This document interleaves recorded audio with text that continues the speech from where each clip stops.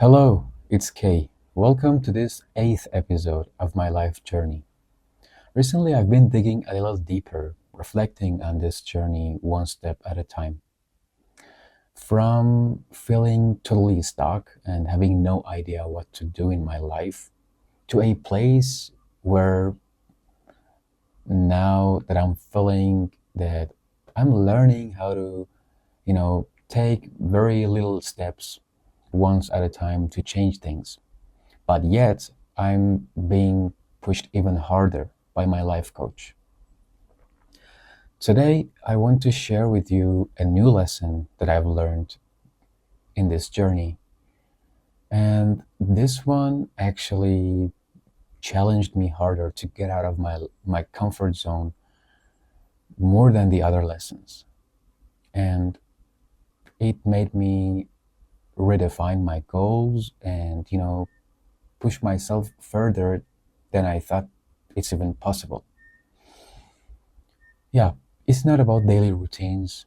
It's about, breaking the old habits and building and developing actually mental resilience and facing my fears, head on. So I'm excited to share with you and let's get into it. Okay, let's get into lesson four. Lesson four's name is this: becoming emotionless to change how I feel. Okay, it sounds a bit weird, right? I mean, at least to me, it sounded like that. Let me tell you how he explained that. If you want to get to the top, there's no room to act based on feelings. They can't guide you. We need to break and delete the old ones from our body and mind to come up with new ones that are actually beneficial to us. Mm, this sounded a bit harsh when I heard that. And I felt for some seconds, I thought, like, do I have to become emotionless? Do I have to turn to a robot?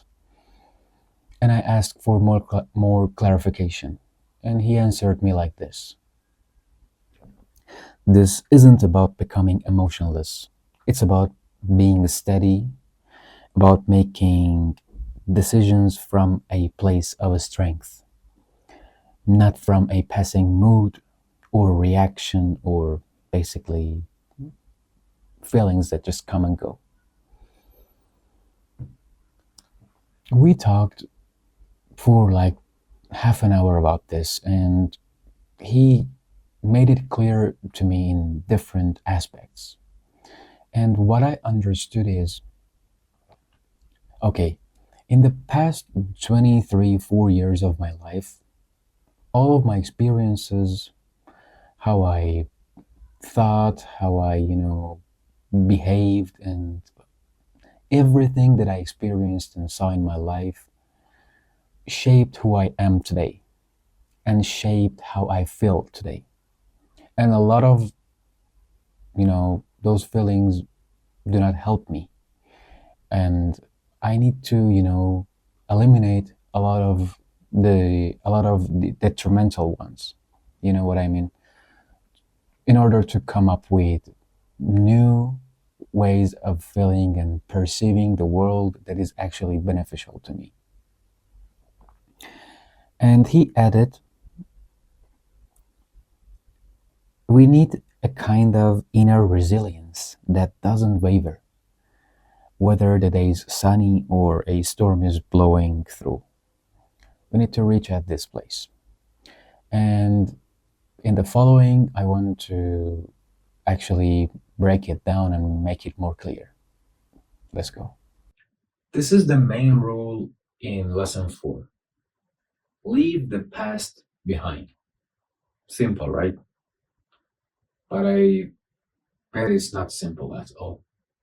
Let me open up a bit. One of the challenges in my life has been always living in the past. You know, thinking about the things that happened in my life, overthinking about The things that went wrong or right made me happy, made me sad. I think that's normal. Everyone has it in some shape or form. But I also sometimes think about, coming up with ways to fix the things that happened in my past. This past can be last week, last month, last year, I don't know, but, not the moment, not the present time. And sometimes I just live in the past because for the sake of refreshing my memories, or or it can have any reason. But Sar told me to obey a rule that extremely opposes living in, thinking about, or being in the past in any way, shape, or form. Let me explain to you what he said. He said, forget everything, leave it all behind. If it's not adding to this journey, let the past remain in the past. Let go of anything that is not related to the present moment or future. He insisted on this part, like present and future, because these are the things that we care about. This can be influences that shape your ideas and how you view the world in your life. You are required to forget the old beliefs that were formed by your environment and start fresh without being weighed down by past perceptions. That was a bit of a mouthful, right? Let me break it down more. As we discussed, we realized that there are some things that I have positive feelings toward them that are actually holding me back, or let's say blocking my progress. And this rule will help me to become emotionless toward them uh, in the first step. And in the next step, hopefully, I can bring something that is right, truly right, and make a positive feeling toward that right thing. How does that work? Okay, let me tell you some examples of the wrong things that I have positive feelings toward. For example, the perception of becoming successful, how I see success. Like, I relate success a lot to chance and luck, not, solely, I don't see success solely as chance and luck, but I think, 70%, 80% of it is chance. At least this is my feeling. That could be shaped because of the life stories that I read, the things that I've experienced in my life or heard from people, but that shaped my mind. In school, family could be the cause, environment, society. And, I always thought like this. We came to realize this with SAR actually. Okay, success is like, yeah, that person was living their lives, and in one night something magical happened for no reason, and something fell into, you know, everything fell into their places, and they became successful. And I didn't see that. Okay, if something like that happens for someone, there are years of try and effort that they put in, and that made that moment, made that luck or chance, let's say. And I always neglect those times, and I saw success like, okay, that's just luck. The other thing is, some of my habits, like procrastination. I sometimes really honestly procrastinate, and me and Sar came to realize that I have a positive feeling toward procrastination, simply because of one thing. I believe I perform better under pressure, right? I always told myself, yeah, I perform better, I do better under pressure. So let me let that task, let that thing to be done in the last moment, last hour, last week, because yeah, when I'm under pressure, I perform better, so why not? And that is the root for my procrastination. I have really positive feeling toward it right now, even. But he told me that this is an example that needs to be fixed in you. You need to become emotionless first about it, then change it, because that's detrimental. Another thing that I noted down, what was it? Oh, the perception of being a nice and caring friend. What is that?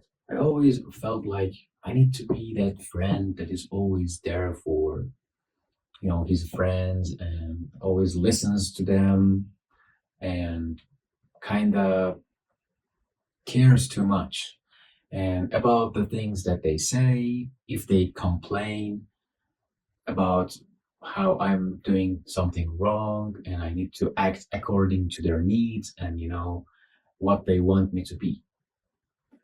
And this idea of being a caring friend is good.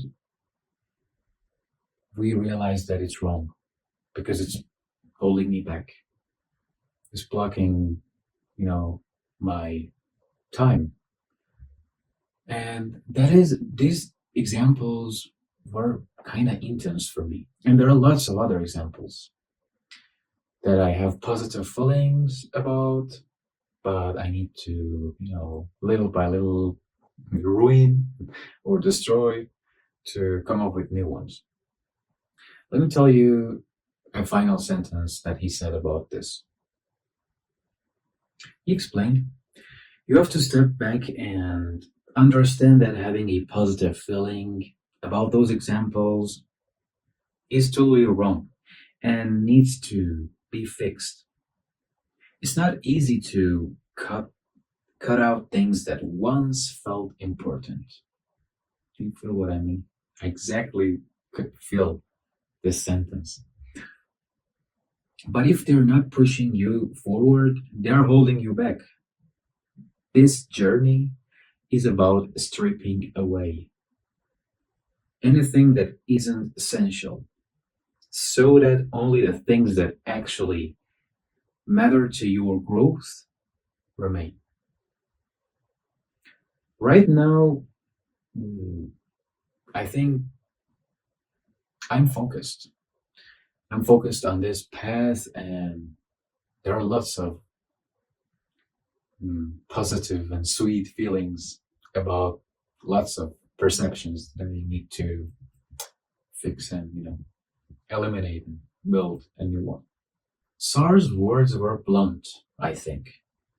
It's about temporarily stepping away from my emotions and feelings and to become tough and cold and kind of emotionless, to be able to disconnect myself from them in the first step. And then hopefully I come up with the right ones, the ones that are truly benefiting me. Let me explain one of his sentences about this. It's about reaching a state where your feelings align with the right path for growth. We're building something here, almost like creating a machine. And that machine has one purpose: reaching goals and achieving dreams. It's as far as I understood, it looks like a process of eliminating, you know, wrong positive feelings inside us. Do you feel me? Does that make sense? Like, okay, by that I mean things that sound sweet, feel sweet, and, feel right even, but they're actually detrimental in long term to us. and we hardly don't, we barely see them. I mean, by doing this, we hope for a state where all that remains is pure drive and purpose. So that's where I am, on a path that is relentless and extremely challenging, but on the other hand, unbelievably rewarding. I can feel the changes that took place in my bones after lesson one, two, three. I can truly feel the changes inside and outside. And sorry's pushing me week by week further than I expected, you know, to be possible. At least for a normal person like me that, yeah, comes from an average environment and family, blah, blah. And I can see myself leveling up and, change week by week. And that's so valuable, I think. And this path and journey is not for everyone, of course. That's obvious for me. But I think those with a burning passion for change and, you know, growth can resonate with it. Yeah. So until next time, see you forward.